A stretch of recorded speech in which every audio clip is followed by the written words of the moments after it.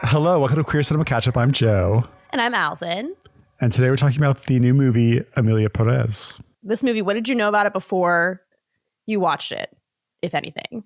I knew that it starred Zoe Saldaña and Selena Gomez, and that there was a trans actor in it, and that it was a musical. What did you know? Absolutely nothing, except for the fact that Selena Gomez was in it and that people didn't like her accent. And I had seen one clip of Selena dancing, and so I guess I thought the movie was going to be about a performer of some kind. And that's what it was not that. It was gonna be.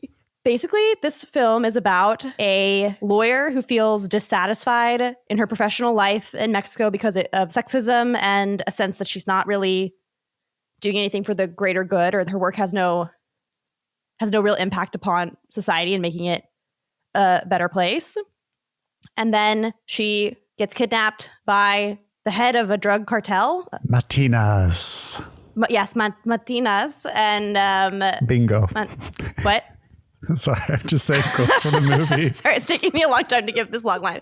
Martinez poses this question of, I want to transition. I'm a woman. I've been in the rob body my whole life. Can you help me do it? And the attorney, whose name is Rita, I believe, says yes. And that is the setup of the film. So I had no idea any of that was going to happen. Mm-hmm. The way it's described, it's a 2024 Spanish language musical comedy crime film. Boy, is it. It's a lot of genres.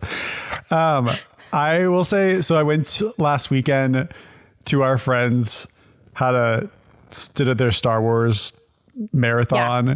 And one of our friends kind of came up to me and gave me their thoughts on the movies. They definitely divulged, kind of set up, I knew what more of the movie was about through them. So I knew like the whole storyline of like, I knew that it started trans actor, but I didn't realize that aspect had a important plot element in the movie that would be like so heavily on focusing on their transition specifically, and that they were also like a drug lord in hiding. So I knew there was, and our friend that was describing it to us, he definitely had some strong opinions against the movie. He really disliked it. Oh. And I heard him and I was like, wow. And before I saw this movie, I was like, I feel like I'm not going to like it. Without even seeing it, I was like, I don't want it to win Golden Globes. How is it even getting nominated? For some reason, I had this like strong opinion that I wanted to get like brushed under the rug and forgotten about. And then I watched it for the first time last night. I actually loved this movie. I have mixed feelings about it, but I will say there was this moment when I first started it, and it begins with this very, intense sequence where Zoe Saldaña's character, Rita, the attorney, is preparing, I guess like an opening statement for court about the murder of a woman, but they're arguing that it was a suicide, and like kind of just a domestic violence case, basically. Mm-hmm. And I was like, all right, we're in for like a very serious film. And then all of a sudden, Zoe Saldaña's walking down the street and she starts singing the lines of her opening statement. And I'm like, wait, what? And I stopped the movie and I texted Joe and I said, wait, is this movie a musical? And that was kind of my entire response to this film was, wait, what's going on? With every new song, you're like, wait, this is still a musical. We're still doing this. I don't know if it needed to be a musical or not. Well, we can get into all that. But yeah, I guess I kind of had mixed feelings about it. There were parts I felt very like moved by, and I think it was like very high stakes, like in terms of like plot. There's a ton that happened, so I enjoyed that element of it. But I don't know. There were certain parts that did like make me kind of question what was going on a little bit. Yeah. And also, I was very dumb, and I thought this was a. While I was watching the movie, I thought it was a true story. So I watched this movie in parts, and I'm here in Pennsylvania right now, folks, because LA is on fire. We were supposed to see Wicked this last weekend. We couldn't because our show got canceled. Well, actually, perfectly, our show got canceled because Allison wasn't going to be able to see it, but it got canceled because of the fires. So we're supposed to see it this Tuesday. If, knock on wood, it doesn't get canceled again. As Glinda says, thank goodness. But you haven't seen that song yet, I don't believe. No, so I haven't. You'll be very excited to hear. So I also texted Allison a quiz of like, if you're Alpha or Glinda. Are you curious where I got that quiz from? Yeah, I might. I checked out this book from the library. What does it say? Wicked, The Grimmery, a behind-the-scenes look at the hit Broadway musical. So we can do some research about the musical when we discuss it on the pod. But that's for Things to look episode. forward to, folks. Things to look forward to. While we're on the topic of musicals and Wicked, I say that I'm really a sucker for a good soundtrack. Yeah. Did Emilia Pérez need to be a musical? Probably not. But I really enjoyed the sonic experience of Emilia Pérez, which is, I think, why I liked it so much. And maybe overlook some of the more controversial aspects. Sure. For example, the trans storyline and the Mexican representation of this movie, which are also things that I can't necessarily speak to. I got some quotes for us in a bit. I'll pull them out later. I just was entertained by just how over the top it was, how ridiculous it was, and just how the story felt. I mean, I'd say fresh, but then I did listen to a podcast with a transgender person saying how it was kind of like a Mrs. Doubtfire type movie. And I was like, yes, oh. I have a fantastic quote about that. In fact, I have to read it. Yeah. Fran Tirado. If I were to harp on representation, it's abhorrent to me within the realism of the film that Amelia does what she does. She swaps genders, refuses accountability for a lifetime of bad behavior, and gaslights her wife and kids into spending time with her under fraudulent pretenses. This is also the plot of Mrs. Doubtfire. But Mrs. Doubtfire is a good film because it understands how absurd the character is. Emilia Pérez doesn't know how absurd she is. Instead, her transition is framed as an absolution, used as a tool for deception, and made to be the reason for her redemption and saint-like anointing at the end of the film. It's an idea of grandness so completely from... It's an idea of... Oh, I'm sorry. That was a typo. It's an idea of transness so completely from the cis imagination. Instead, if the film had said, no, Amelia really is the villain, and she kept on with her bad behavior, maybe murdered more people, spun out of control, fed her own absurdity, now that's the movie I would have signed up for. Yeah, I agree. I mean, of course, we're not trans, so we can't necessarily have an opinion in there.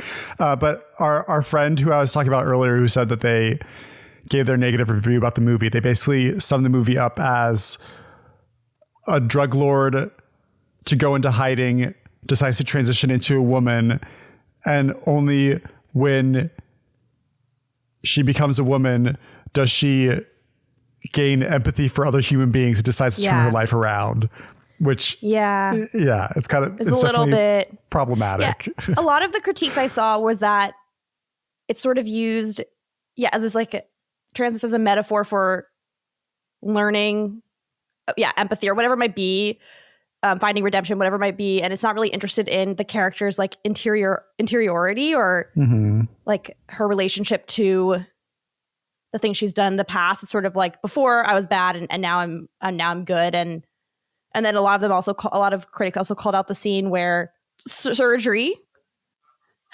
which was it's okay. I'm going to use the word. I'm going to say problematic so many times in this episode. It's problematic, but that song is so catchy. There's literally a line, vaginoplastia, in the thing.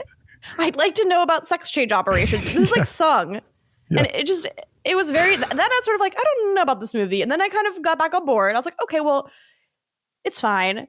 And then, so after the transition, Amelia has Zoe Saldaña's character help her fake her death. So her family, first of all, has to move to Switzerland, her young children and her wife, and they don't know anyone there. They don't want to go.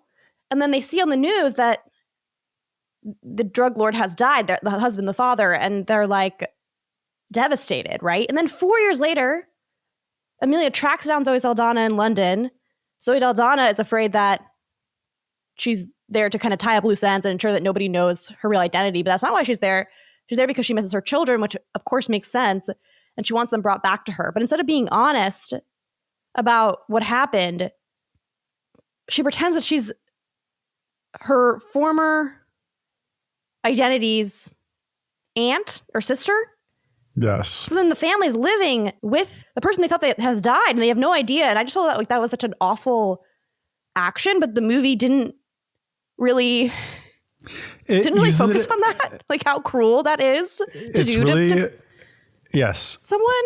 It's it kind of lost me again. It explores like really interesting elements, maybe in a cheap and exploitative way, but I thought it was just so.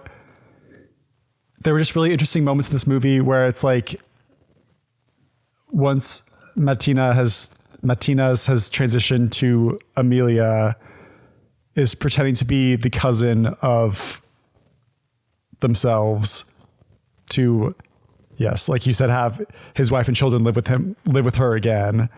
And then it allows for Amelia to directly ask Selena, like, what the relationship was like. Yeah. Like, did they love them? Did he love her? Like, I thought that was all really interesting. But yeah, like the structure to get to these points is really problematic.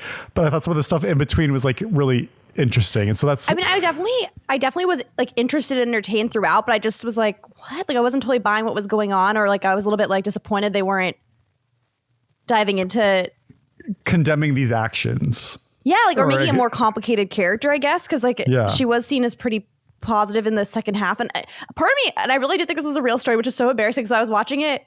I watched half of it here, and then I went to go to see my sister, and I watched the rest of it there, and I was like pausing it, and I'd be like, Caroline, and this drug lord.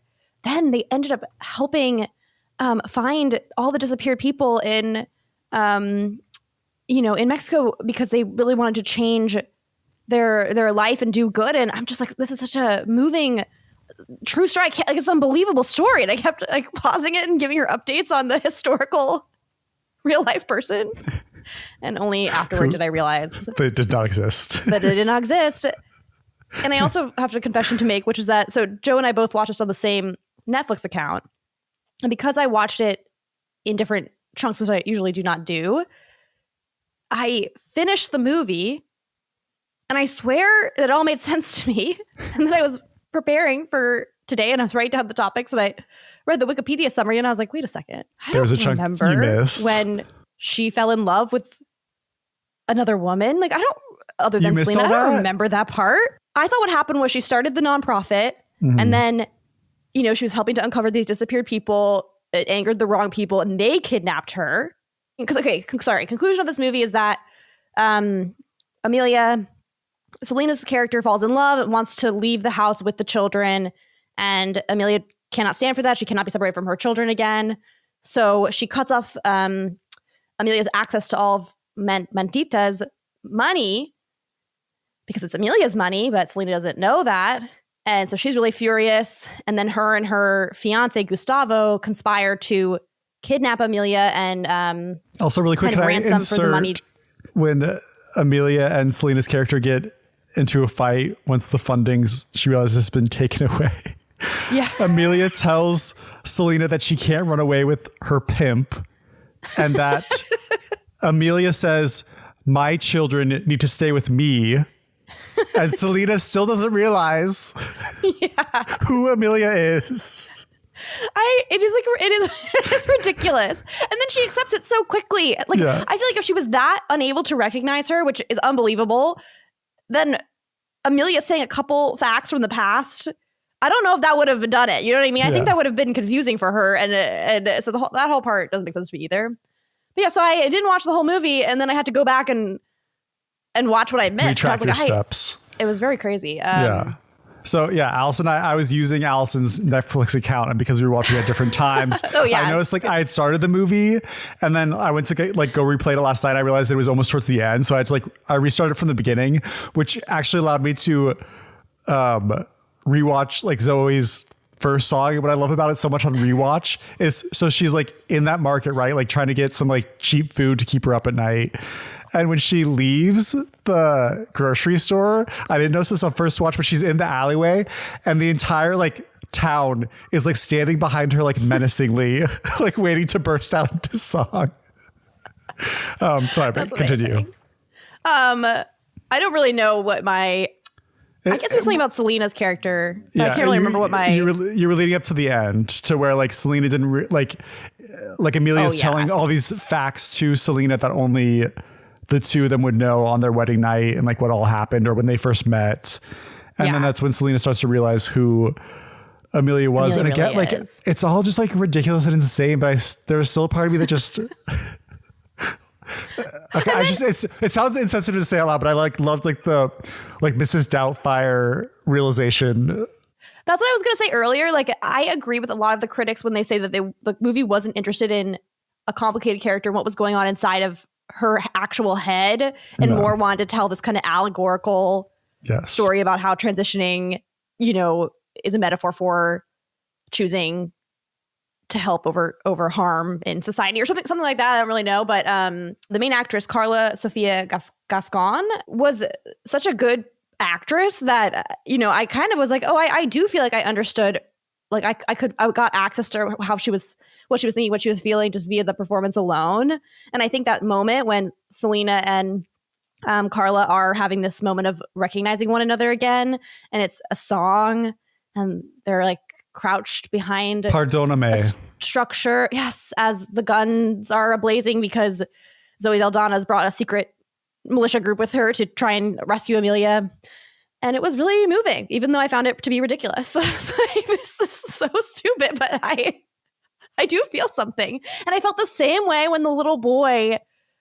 Well, okay, I guess it was confusing because I thought there was like a son and a daughter. There's a son and daughter. But then later on he was saying it was two sons. So I was a little confused by that. I don't know why I thought one was a daughter at one point in time. The Papa song when Amelia's in bed with her, I swear I thought it was her daughter. Okay, but maybe then later on, I swear he goes my boys or she goes my boys. I don't know. Anyway, continue. Yes, the Papa song.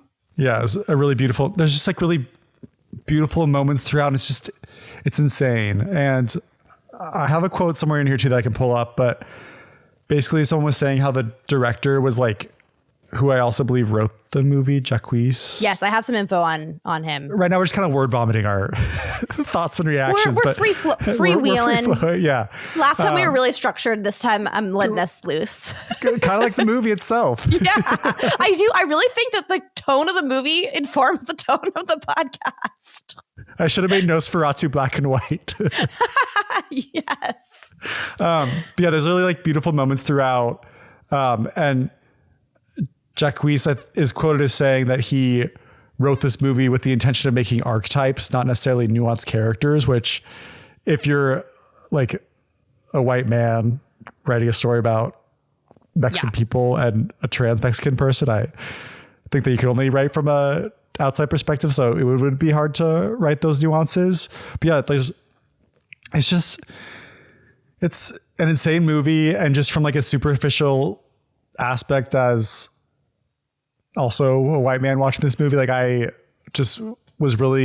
really just appreciated like the insanity of it, which I realize could be when thinking about it more critically, could be a very like insensitive topic, or insensitive viewpoint. But I don't know, I just really liked it for its insanity. And before I forget, we can go back to our structure soon, but I would like to argue and get your thoughts on Carla. She's being awarded like best actress, is considered like the lead of the movie, but is Amelia really the lead of this movie, or is it Zoe Saldaña's character is the lead? Because I feel like the beginning of this movie sets up Zoe Saldaña's character is really struggling as a lawyer, feels like a fraud. I feel like we see a lot of things through her perspective.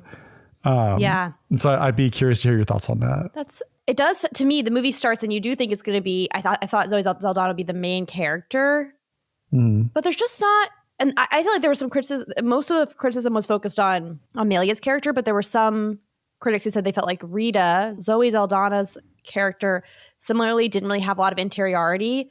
And I guess I kind of do agree with that. Like I feel like she didn't really have an arc. Like the beginning is such a strong like her decision to go and wait by the newsstand, because basically she gets this call being like, hey, you won this case. You know, you should be the one being celebrated. Come meet us by the newsstand in 15 minutes. And she has no idea what's going to happen, but she sings this song about how she's got nothing to lose. Like Todo Si Nada, which is the most incredible song of the entire movie. I love it so much. That's when I was like, I'm going to love this movie. It's so good. Yeah. But choosing between like a career and children is kind of what the song's about, it seems like. Yeah. You can't have it all is basically what it is. It was like so interesting. And I just thought it was like a very strong choice to have her go, yeah, I'm going to go do this kind of crazy thing. And then for her to get kidnapped, and because I didn't know what the movie was about, and I had no idea there was like the drug component to it. I like gasped out loud when they like pull a bag over her head and pull her to a car. I was like, oh my gosh, what's going to happen in this movie? I was so freaked out. And then she gets taken to this drug lord who is the kind of person you get the sense like you hear the name and, you know, you're like, oh my gosh, you know, and then for the drug lord to sort of pose this question to Zoe being like, will you help me do this? And the question was something like, if I tell you what I need, that's you saying yes, because once I tell you, there's no backing out of this. And yeah, I think it's okay. So she's like a protagonist in that she makes strong choices in the beginning that spur the plot into action. But as the film progresses, I would say, no, I kind of think it is Amelia. Mm-hmm. But I don't know. What do you think? Because what's her arc? Like, what happens to her? I mean, yeah, I guess her arc is like out of her control, and she doesn't necessarily change in the end. I guess in the beginning, this question is posed like she's a lawyer. She doesn't have time to have children. She would if she could, but she doesn't have the time. And then by taking on this job, by becoming wealthy, and then out of her control, Amelia and Selena both die. She ends up becoming a mother in the end. Oh my gosh, I didn't even think about that. But she doesn't necessarily, I think hearing what you're saying, yeah, Amelia does take over the story in the middle, but like, I don't know, it's kind of like it's wrapped around, I guess it's kind of like movies where you have like a what's it, like when a character's telling a story about the main character. So it's kind of like, Zoe, kind of like Zoe's the bookends of the story, but yeah, like Amelia's the real like meat and heart of the entire thing. But it's so interesting with like the award season, like how you have to categorize an actor, and Zoe Saldaña's being labeled as like best supporting actress, which interesting. I would say I wouldn't like shove her to the side. I mean, okay. If we're really getting into it, like what the fuck's her name? Is Glinda, is Ariana Grande truly a side character, or is she also a lead actor too? You know, like, yeah, that one I get what you're saying, because it's like a dual protagonist. I would say this movie is probably about dual protagonists, just like I would argue. Although Wicked, I mean, it's definitely Elphaba's movie, but you can't have Elphaba without Galinda. No. Which, by the way, speaking of your favorite movie, that's one way to get my attention. At the Golden Globes, guess what won? You probably know because we both watched it on TV. But guess what won? Best musical or comedy. Was it Emilia Pérez? Yes. Wicked. I didn't even think that means Wicked lost. Yes. How do you feel? I was playing pickleball that day, and then I had the Star Wars movie marathon that evening, but in between, a bunch of us went to like West Hollywood, and we were watching it at a bar, and we started out in High Tops, and all the gays were there. We were ready to watch the Golden Globes, and they turned on the TVs, but they refused to turn on the sound. So then my group, we had to sprint to Gym Bar where they were playing the audio also. So I missed, like, we had to read the transcript of what's her name saying all the jokes, which I thought she was hilarious. I thought she like, but yeah, so it was kind of jumbled that I like didn't get to watch all of it at once. So I didn't even get to take in and digest that Wicked didn't win. But I mean, probably Amelia, because it did win another award. It won the Box Office Success Award, which they only created to lure Taylor Swift. Yes, it's the new award that they presented last year that brought Taylor Swift to the Golden Globes, but then Barbie ended up winning it, which is really so mean. Strange. But then also, sadly, Barbie didn't win the awards that I thought it should have won in another areas. So it's like everyone got kind of shafted. But yeah, so Wicked it's kind of like that, like pat on the back award. Like, it's like, we realize you're culturally significant, but you won't be awarded very much this evening. But you're not artistically, you don't have the artistic merit. But that's like, for Wicked, absolutely it does have artistic merit. So that is a little ridiculous to me. But yeah, again, it's like, I'm not, after watching Emilia Pérez, like if I'd actually been paying attention the night of the Globes and not running all around West Hollywood trying to watch it, I probably would have been more devastated that Wicked didn't win. But now after like watching Emilia Pérez and listening to the music, I mean, again, it's hard because it's like some of the lyrics, like, okay, here's another aspect that's interesting is I'm not a Spanish speaker, and a lot of the reviews that I was reading online that really negatively rate this movie, they are Spanish speakers, and they have a lot of comments on how poorly done a lot of the accents are. Yes. And on the few English songs that there are, like the Vaginoplastia song and the Lady song, some of the lyrics I'm like, what did you say? Yeah. The Lady song specifically, where it's like, if he is a woman, he is a woman, or if he's a she, then she's a she. If she's a he, then he's a he. Oh, that song. If he's a wolf, then you're a sheep. I'm like, what? Yeah, that song. I didn't like that.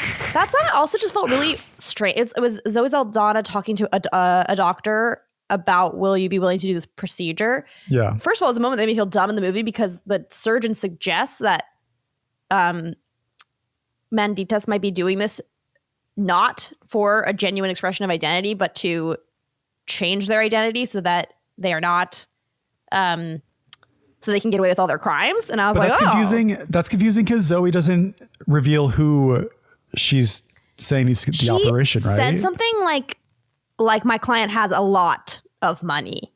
And and I feel like it's kind of racist because then they're like, oh, you're Mexican and your client is too.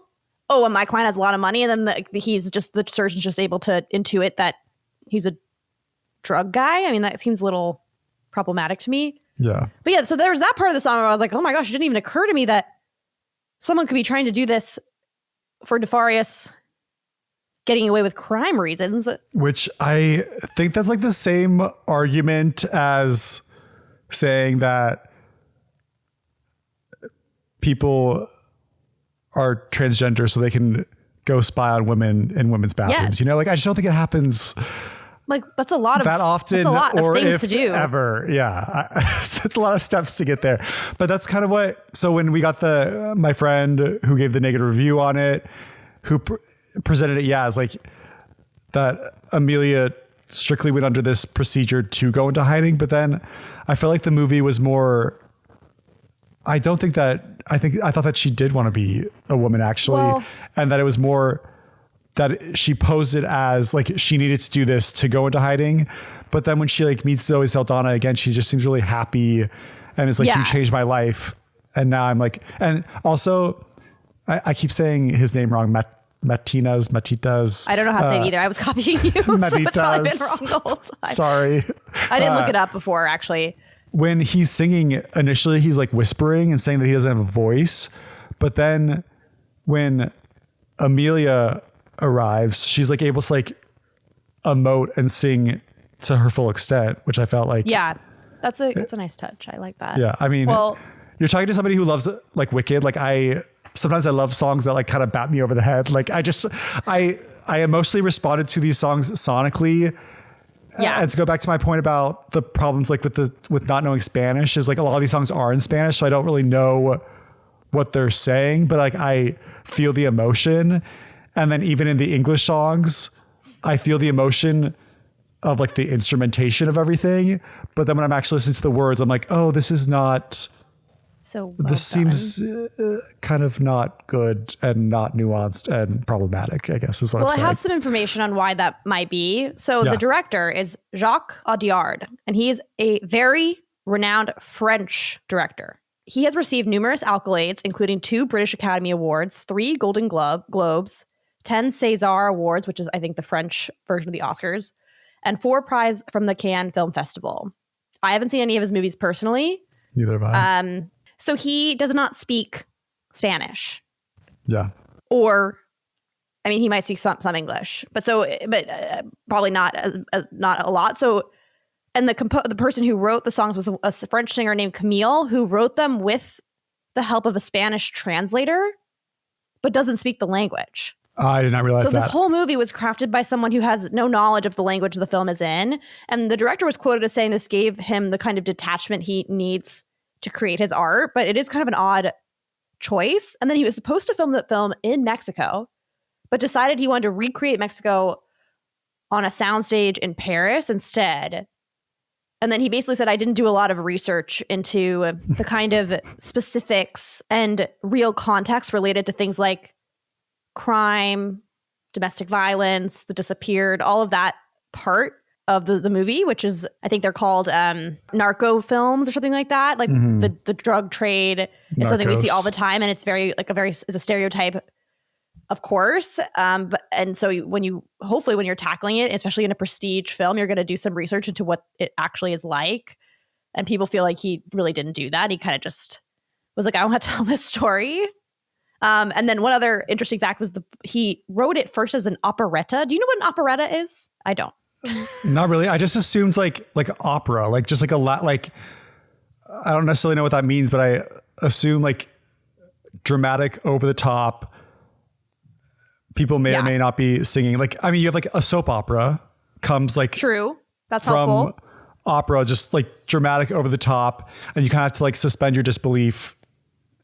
And I think in those cases, like people are playing into those archetypes. Yeah, I think it's true. Okay. But one other interesting kind of wrinkle here is that it's loosely based off a 2018 novel, Écoute, by Boris Razon.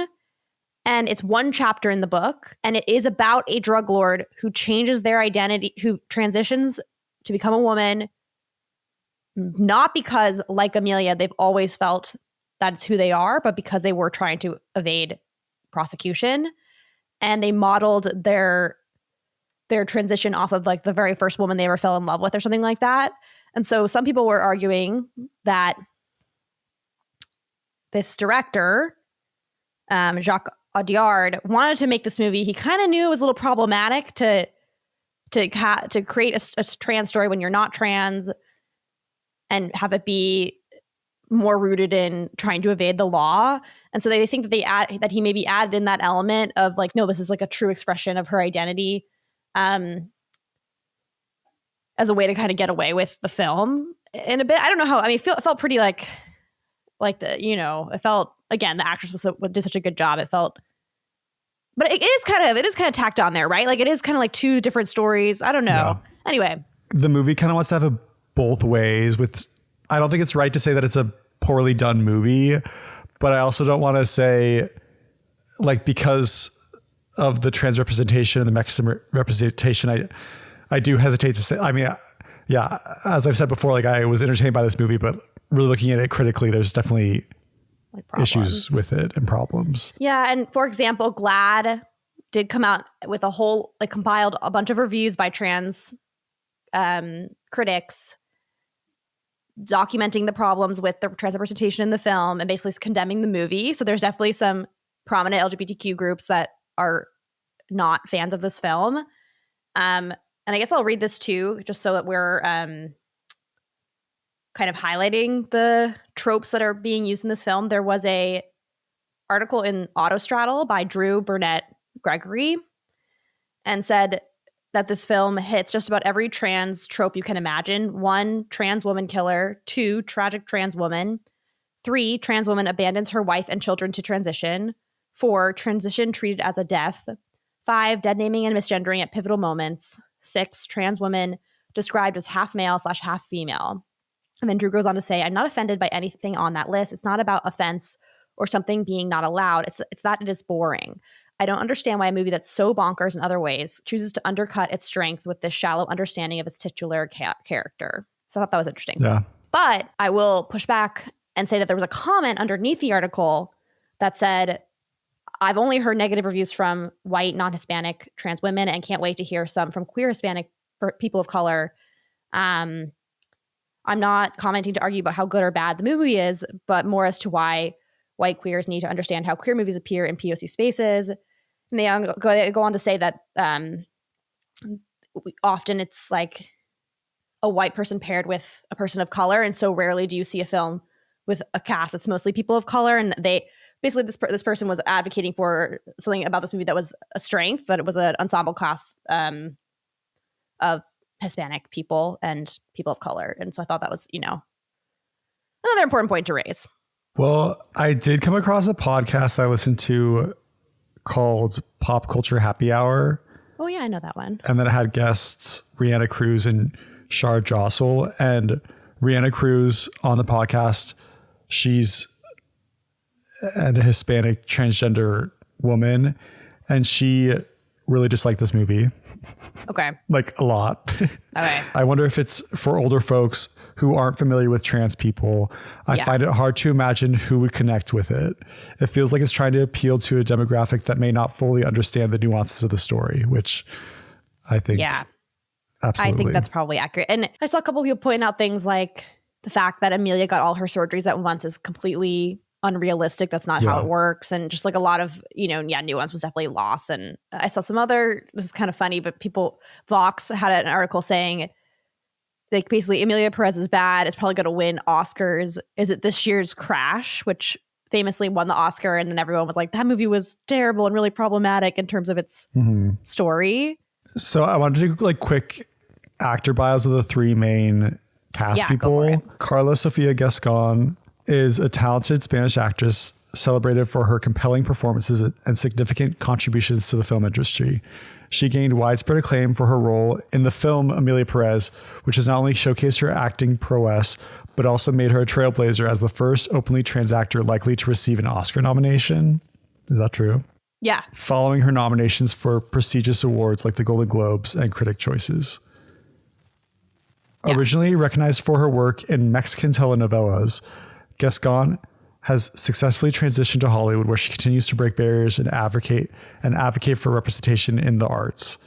With a commitment to diverse storytelling, she is signed on for several upcoming projects, including a unique trans fairy tale directed by Oscar-winning filmmaker Armando Bo, further solidifying her status as a rising star in the entertainment industry. So that's kind of a bio that I pulled from Hollywood Reporter that painted her in a very positive light. But maybe I'll flag, you also have a bullet point on here of Mexican representation. So I kind of want to go back to her when we go back to that topic. Okay, that sounds good.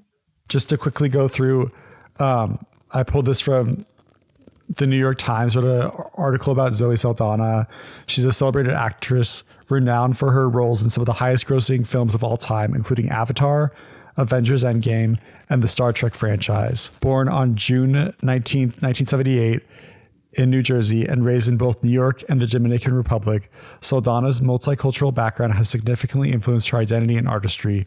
She began her career in smaller films and theater productions, eventually breaking into major blockbusters where she became a leading figure in Hollywood.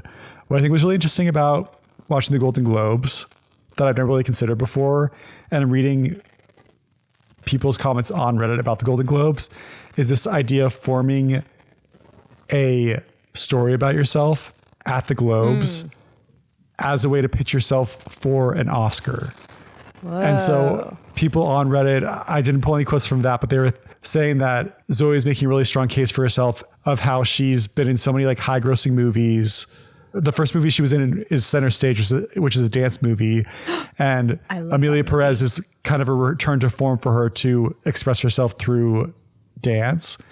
And while we're on the topic of pitching yourself at the Golden Globes, Demi Moore goes up on stage and also gives this amazing speech about how she's been around for 40 years now and how she was told that she was more of a popcorn actress, that people went to go see her in these high grossing movies, but she would never be taken seriously, and how she bought into that. And over these like the last decade, she kind of decided that maybe that's all that she was for. But until the substance came across her, did she realize that she could be more than that? And now it's like she's gone from a long shot dark horse nominee for Best Actress at the Oscars to where she gave this speech and now she's like one of the front runners for possibly getting an Oscar for the substance, and it's what's really interesting about that too is like horror movies aren't represented very well at the Oscars. And when she's painting this story about herself, she's not really focusing on the horror element. She's more focusing on her career, which people were saying is a really smart move. Anyway, this is a really long-winded discussion. But I love that speech so much that I'm like, yes, keep telling me about it. Any thoughts on anything I just said? 'Cause I kind of just talked at you for 2 minutes. I love a good speech. So every time I hear someone nail their speech, especially if it's moving, I'm so swayed by it, but I never really thought about it as something that is a little bit calculated. That's what Hollywood is, a giant calculation. You're depressing me a little bit because I thought that speech was really inspirational. It could be both, right? It could be calculated and inspirational. You're right. It's like the idealized story. I mean, we live in Hollywood. The idea of Hollywood is like glamorous town, but then... And let me tell you something about our neighborhood. It's not glamorous. It's actually, I've noticed, and now I've not been there in about 2 months, which is insane, but I've noticed that it's been cleaner lately. Yeah. And now due to the fires, it's clean and empty. It's weird vibes out there. Yeah. I've been wearing a KN95 mask when I go outside. So it's kind of like a reverse COVID situation where I feel dangerous. I should bring one back with me. I don't think KN95s actually do that much. I think it's more N95. So if you do, I'd invest in some N95 masks. This is helpful to know. Maybe tomorrow I'll run to the store before I have to leave. I did have a nosebleed yesterday. Oh no. The last bio, everyone knows her, Selena Gomez. She's an American singer, actress, and producer born on July 22nd, 1992 in Grand Prairie, Texas. She began her career at a young age, gaining fame as a child actor on the popular children's show Barney and Friends. I loved Barney. I dressed up as Barney for Halloween one year. Over the years, she transitioned into music and became a pop sensation, while also starring in successful television shows such as Wizards of Waverly Place and Only Murders in the Building. And as I've commented on before, I love Only Murders in the Building, except for Selena Gomez's performance. She just feels really muted. Yeah. But then watching her in Emilia Pérez, which again speaks to the fact that I'm not a Spanish speaker, I thought she was really good when she's one of the people that get roasted the most for her accent. I agree with you. I feel like it's a choice she's making on Only Murders in the Building. I didn't think that before. I thought that maybe it was just her affect, but she didn't seem that way in this movie. Like she had like a liveliness to her. It seemed to fit into her character though, that she wouldn't necessarily have a good Spanish accent because they make it very clear that she's an American from America that knows Spanish. Yeah. Yeah. She kept breaking into English and I forgot that detail. So I was a little confused. Like, why is she speaking so much English? Also, what was surprising to find out after the movie is I knew about Selena's background. Zoe Saldaña, it sounds like she grew up part in the US, part in the Dominican Republic. I can't speak to her accent, but what I was just surprised to find out is I assumed that Amelia's character, Carla, I thought that she was Mexican, but she's actually Spanish. Yes. Which then goes into more of the controversy of representation. Yeah. So I had read that Carla got her start in Spanish film and then was convinced to move to Mexico by a director for a project and considers herself, there was a word for it, I don't remember what it was, but she's lived in Mexico so long that she considers herself Mexican. But yeah, I mean, I think, I kind of alluded to it before, there's the use of kind of narco film tropes, focusing on the drug trade, focusing on the violence, and perhaps without a lot of research behind it. So it's both using a stereotype to tell a story and not doing the work to kind of make it authentic. And then I also think like, going back to that Papa song, which we both loved, like it was so moving. And basically what happens is that the child, I can't remember if it's a son or daughter or what, tells who he thinks is his aunt, Amelia, "Are you smelling my papa?" And then the song is about like all the smells that she remembers associated with her dad and how she misses him. It was just like, it was very like moving and so sad to me, like so heartbreaking. But then somebody pointed out, I can't remember which critic it was, but they were like, yeah, even in that song, they're listing things like "you smell like mezcal and guacamole." Okay. And when I say it out loud, like in the film, it was just this cute kid singing this song. It's so heart-wrenching. But when I say that, I'm like, oh, yeah, that's kind of... It's like, it was like in the writer's room, like, quick, like, what do... Mexico, what are some smells? Like, it's like, oh, God, like, what? So that made me... I feel like there's a lot of that in the film. And because so much is going on, because it's such a genre-bending... crazy things are going on, you kind of like maybe can miss some of those like little moments that are a little bit like, okay, that's a little problematic. But I think that's kind of what it comes down to. I came across this like Rolling Stones article about Emilia Pérez, and it seemed to very much condemn the movie. Yeah. Mauricio Morales, who's a Mexican actor, when Mexicans tell you that a movie is portraying a Mexico full of stereotypes, ignorance, lack of respect, maybe, just maybe, believe Mexicans. Well, I have a similar quote, but it's from Carlos Aguilar, which I believe he's a critic for Roger Ebert's site. And it was actually a positive review. I think it was like 4 stars, but there was the quote in the beginning. It said, Emilia Pérez is not a Mexican film. That much is clear. It's not really about Mexico, but rather procures the context of the embattled country as a backdrop for its musical fantasia, interested in a character trying to cross the border between viciousness and tenderness. And then it went on to say it was supposed to be shot in Mexico, but then they moved it to soundstages in Paris. The result from all these layers that remove it from Mexico is a hyper-curated, phantasmagorical melodrama from the mind of an artist with no direct ties to the land in which he's chosen to set his fiction. And I feel like that's very true. The movie is it's a musical, and right, like from the very first musical number, I talk about Rita comes out of the shop and you can see the crowd behind her is about to break out into song. It's filmed on a soundstage in France. Like the movie is like, you can see like the stage around it.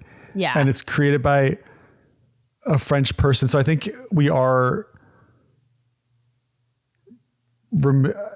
it can be both problematic in how it's representing Mexican culture, problematic on how it's showcasing transgender people. Mm-hmm. Another article pointed out that it's like Green Book or like Crash. Like it's effective in its emotional storytelling and a good film, but a story well told is one thing. Yes. And whether or not that story should have been told in that particular way is another thing. Yeah, absolutely. I really enjoy the music in it. I really enjoy the performances in it.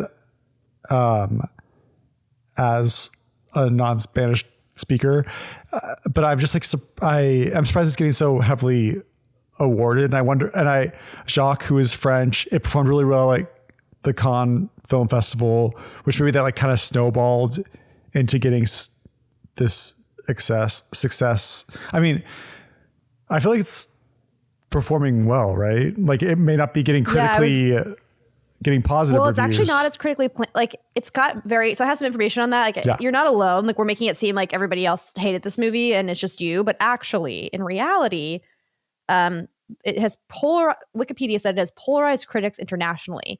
In Europe, it was praised for its lead performance, themes, and ambition, as well as Audiard's directing and Camille's score. Poorly received in Mexico, where the film takes place, criticizing cultural representation, stereotypes, poor Spanish dialogue, lyrics, and Gomez's performance, also criticized by LGBT advocacy groups for its portrayal of gender transition. But that said, there are a lot of big Hollywood names that have said they love this film. So, for example, filmmakers Taylor Hackford and Denis Villeneuve of Dune fame both named it as one of their favorite films of 2024. James Cameron praised the film, calling it, quote, bold and daring. And he obviously worked with Zoe Saldaña on Avatar. Emily Blunt called the film a singular experience. Meryl Streep praised the film and Gomez's performance, describing it as, quote, beautiful, smudged, sensual, incredible. Smudged? Mexican filmmaker Guillermo del Toro remarked, it's so beautiful to see a movie that is cinema. Director Michael Mann called it a, quote, contemporary masterpiece. Madonna, America Ferrera, Daisy Ridley, Eva Longoria, Jason Reitman, Jeremy O'Harris, and other industry figures have also expressed admiration for the film. Directors Paul Schrader, Maggie Betts, RJ Cutler, Drew Goddard, Michael Gracie, Ronaldo Marcus Green, and Nicole Holofcener listed the film as one of their favorites of 2024. Mexican director and writer Isa Lopez praised the film, calling it a masterpiece. And I believe AFI named it one of the best films of the year as well. It won the jury award at Cannes, as you said. And Gascon became the first trans woman to win or be nominated at the Golden Globes for Best Actress. Yeah. So you're not alone in liking the movie. I think it has clearly had an impact. You listed off a lot of people. I did hear Mexican female critic who praised Isa it. Lopez. Guillermo del Toro, who is also Mexican, praised it. I will say with Guillermo, I think he's just happy that movies are getting made. So he'll be positive about it. The fact that he's getting a reaction, I think he's like happy about that too. He's like, hooray, cinema is not dying. While I also like enjoyed this movie and thought it was well done. Again, like I'm like removed from these experiences. And so like in hearing the criticism, it's like, I hear what you're saying, and it does make me look at the movie differently, but kind of this fight between, yes, it's a well-made movie. Did it need to get made? That's like a tough question for me to answer. Cause it's like, I really like, again, like sonically, like the music, I think is like really good at this movie. I can't speak to the lyricism, but I definitely like felt things watching, and I thought it posed interesting questions. And I think the scaffolding or what was holding it up, the pieces that I can't see now that that's being revealed, it's definitely making me, I don't know, be more aware of, or be more conscious of it. And no, totally. Yeah. I mean, I didn't have a very strong, the beginning, I was like, yes, this singing, I'm here for it. But then as time went on, I just was like, oh, this is good. I mean, this is, it is what it is. I didn't really have a strong reaction to it. So yeah, I'm with you. I see the merits and I see the demerits. That I was looking for something like that. I couldn't think of another word. That was beautiful. I thought there was a couple other interesting quotes from this Them article about interrogating the representation in the film. And this was a comment by, I think it was Samantha Allen. I didn't write down who said this in the article, but basically said this film did the bare minimum by casting a trans actress in the lead role, which still sadly often doesn't happen when telling trans stories. You can think of like The Danish Girl, or what was that movie with, what's his name? Pretty boy. Oh. Vegan for many years. Long hair. A vegan pretty boy, long haired man. You interviewed for his company. Jared Leto. Anyway, they cited those films as examples when that hasn't happened recently. But they said that they did think it was possible for a cis white dude to make movies about trans people. And they cited Sean Baker and Tangerine as an excellent example of movies about trans people that portrayed them as vibrant, fully formed individuals. But Emilia Pérez just doesn't do the same. The movie gestures at the titular character's interiority, but to me, she comes across more of a morality tale or a symbol than an actual person throughout the entire movie. And then, The Cut had an article saying it was kind of ridiculous that Amelia enlists the help of an attorney to do basic research, like finding out that Bangkok is a hub for like medical tourism and specifically transition surgeries. I didn't know that, but it seems like something you could Google and find out in 5 seconds. And then again, highlighted that having all those surgeries happening at once was ridiculous. And then the quote from this article says, the film presents transition as inherently redemptive. There's a transition from male to female, but also a transition from cartel leader responsible for the deaths of untold thousands to the founder of a nonprofit that seeks to assist the families of victims of cartel violence. Ironically, a film about a wealthy trans woman who tries to redeem her pre-transition self by founding a nonprofit that claims to help others has the potential to be hilarious, biting, and current.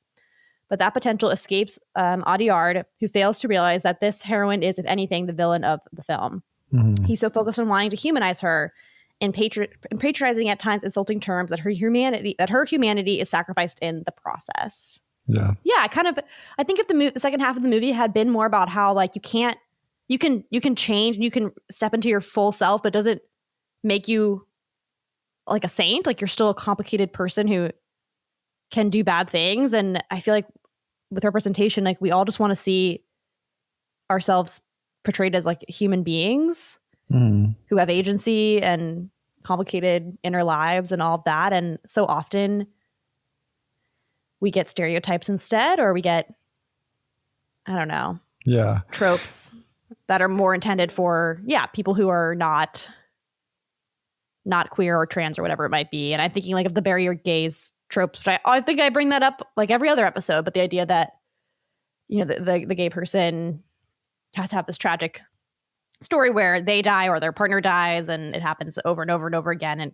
goes back to the Hays Code and how there couldn't be representation in films of queer people or queer love unless they were punished for it, basically. And so that's why that trope has survived to this day. Yeah. And anyway, so interesting you bring that up, which huge spoiler alert, which I don't think we've talked about yet, but at the end of the movie, Amelia does die. Yes.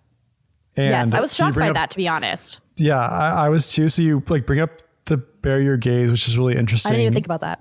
Yeah, you're right. And how it would have been, I think, a more interesting and compelling movie if Amelia goes through this big change of heart. I do think it's a little strange how through becoming trans, through changing her gender, she becomes more passionate. Now I can be a better person. Yeah. It's like, well, it's like, what? I do think it would be interesting if she was like trying to like change, and then, but even in spite of that, like the people realize who she is. Yeah. And she's still... And the controversy that would have caused, like, that's where I thought the movie was headed. That it was going to be this story that was like a true, when I thought it was based, I thought it was real. So I was even convinced. I had read an article about this. I was like, oh yeah, I remember this. But anyway, that she was going to transition. It came from an authentic place. She was going to become a better person, but then people would find out who she really was. And it would have caused all this complication in her life. And like, who is she?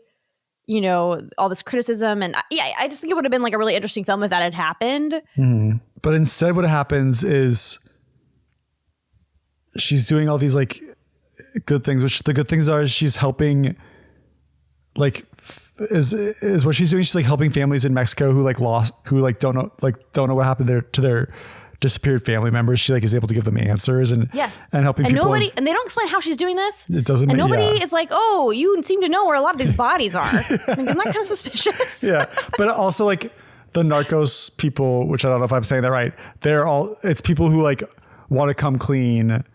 Yes. And want to clear their backstory. So I guess some of that makes sense and they're the ones that are revealing. But yeah, like how does she have this whole... Right. This is because I watched it out of order that I forgot about that. You're right. It wasn't complicated enough in the end. Instead, it's like it becomes more focused on like Amelia.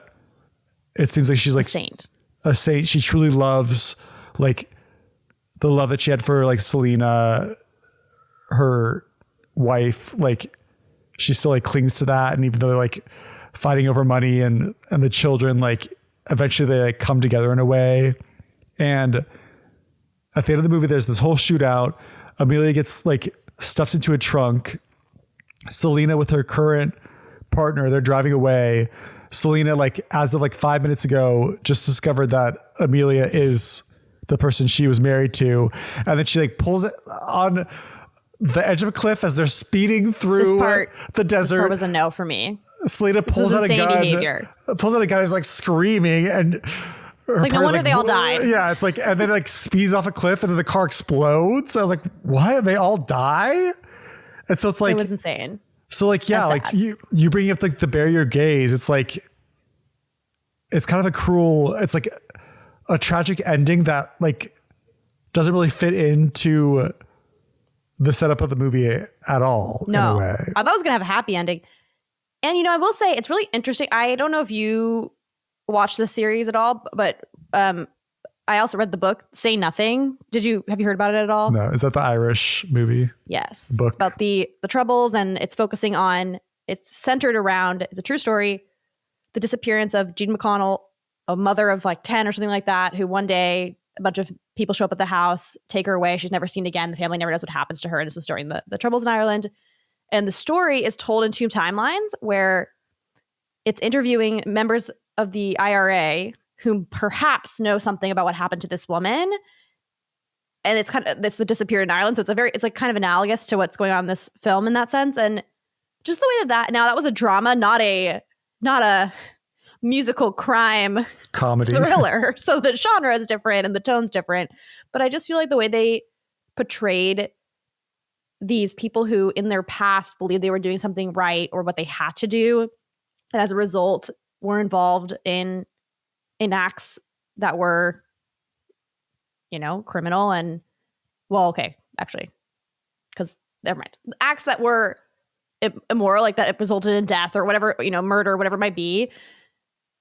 It explored how that damaged their psyche and like what they tried to do as a result of what they had done in a way that was like really dark and like complicated and interesting. And I feel like this movie, she just kind of, Amelia's like, they see a woman walking around a market, like having a poster for their disappeared son or daughter. And then she's like, oh yeah, maybe I should like care about all the bad I did before. But it's not really very deep, it's just kind of like, now I'm going to do this.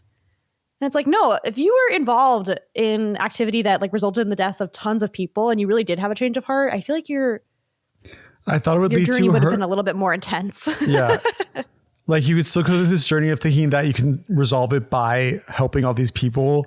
But then in the end, I thought the story would be like, she realizes that not until like she turns herself in or. Yeah, that would be cool. That would be interesting. Getting killed for her cause, I thought would be more fitting, but for it to just be like a freak accident because her wife was clumsy in the front seat, they got them all killed. It's like you wanted to. That was crazy. Yeah, it didn't really seem to tie into the movie. It just seemed to be a little random. I'm with you. That whole part, I was like, Selena, what are you doing? Yeah, you're gonna get everyone killed, and then that's exactly what happened. Yeah. Wow. What a movie. But we love movies, and we're not gonna stop talking about them. No. And I'm here in Hollywood as sadly and devastatingly the Palisades and the Eaton fire is still going strong. I'm kind of in a state of like, it's weird because we're like sandwiched in between them, but like it's still far off in the distance. But the Palisades fire does seem to be moving east slowly but surely. I don't really like know what that means in the coming week. I don't even know how long a fire lasts, like. Me neither. Yeah, that's kind of like, for me, it's been the same because I was supposed to come back this week on like a Tuesday, and I actually changed my flight to Wednesday by chance because I had like a work meeting during the day, and I couldn't miss it. So I was like, all right, I'm just gonna come back Wednesday. And then the fire started, and I was like, I guess I shouldn't go back. And then I kept moving my flight, and then I was sort of like, maybe I'm overreacting. And then the Hollywood fire broke out, and I was like, no, it's a good thing I'm here. And I don't really, and even now, like going back tomorrow, it's time. I've been visiting home for a very long time, so it's time to return. But part of me is like, is this dumb? Because I'm going to show up and who knows what's going to happen. But, at least we have been safe for now, and other people have had to deal with it much more directly. And so obviously we feel for them and for everybody who's kind of dealing with the uncertainty of it all too. Crazy times. Well, we did it. I mean, I knew there was going to be a lot to talk about this movie. I thought it was really, me too, really interesting, compelling. We are a very small podcast, but in the future, I'd love to bring on guests that maybe could speak and give voice to some of the things that we can't necessarily talk to. Absolutely agree. Small, mighty, and welcoming. So yeah, stay tuned for that because we will be bringing people on. Yeah. Queer Cinema Catchup is a podcast where we talk about movies, TV, and miscellaneous topics through a queer lens. I'm Joe. And I'm Allison. Thank you so much for listening to our podcast about Emilia Pérez. Please like, subscribe, comment, interact, and tell all your friends about this podcast. Thanks, guys. Bye.